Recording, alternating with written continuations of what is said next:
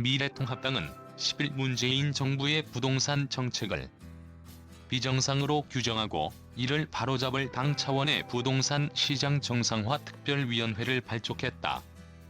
이들은 이날 정부가 발표한 부동산 투기 억제 대책 중 특히 집을 여러 채 가진 사람들에게 물리는 세금을 더욱 강화하는 부분에 대해 징벌적 과세, 세금 폭탄이라며 거세게 반발했다. 통합당 부동산 특위는 오후 국회에서 첫 회의를 열고 활동을 공식화했다. 20대, 21대 국회 국토교통위원회 위원인 송석준 의원을 위원장으로 서울 강남 3구를 지역구로 둔 배현진, 유경준, 태영호 의원 등을 위원으로 임명했다.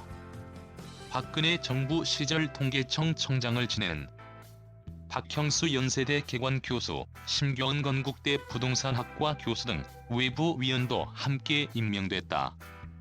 이들에게 직접 임명장을 수여한 주호영 원내대표는 역시 경제는 또 주택정책은 통합당이 정말 잘하는구나라는 평가를 국민들로부터 받을 수 있게 해달라고 당부했다. 주 원내대표는 이날 정부가 발표한 부동산 시장 안정화 대책을 졸작이라고 단정했다. 다주택자의 종합부동산세 중과 최고 세율을 최대 6%까지 상향 조정하는 정부 방안에 대해 주 원내대표는 집값 안정화 대책이라기보다는 부족한 세금을 거두기 위한 정부의 꼼수 증세 대책이라는 말이 오히려 더 어울릴 정도라고 비난했다. 그는 정부를 향해 실패를 뻔히 보고도 또다시 실패할 것이 뻔한 대책을 내놓는다며 애초에 집값 잡을 의지가 있는 건지 묻고 싶을 정도라고 목소리를 높였다.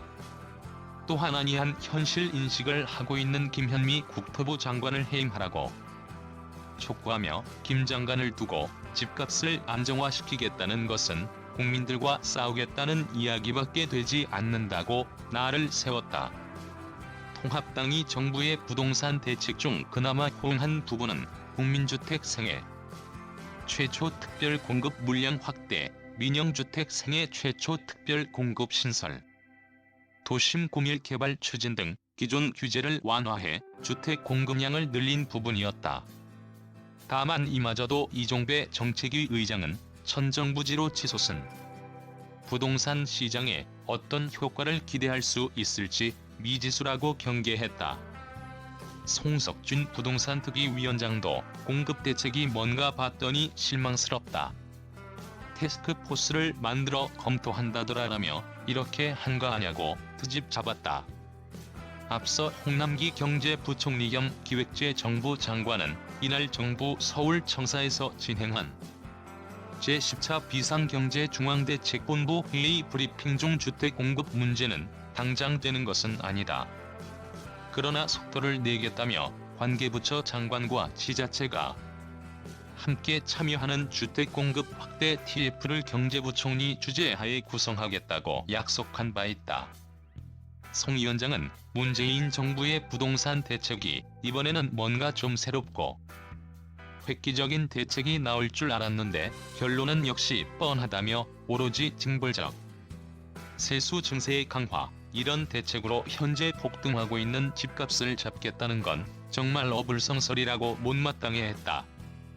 하지만 시종일관 다주택자 증세는 꼼수다. 젊은이들이 집을 사지 못해 절망한다. 규제를 더 풀어야 한다고 주장하는 통합당은 정작 이날도 부동산 투기로 야기되는 사회적 불평등을 해소할 방안은 제시하지 못했다.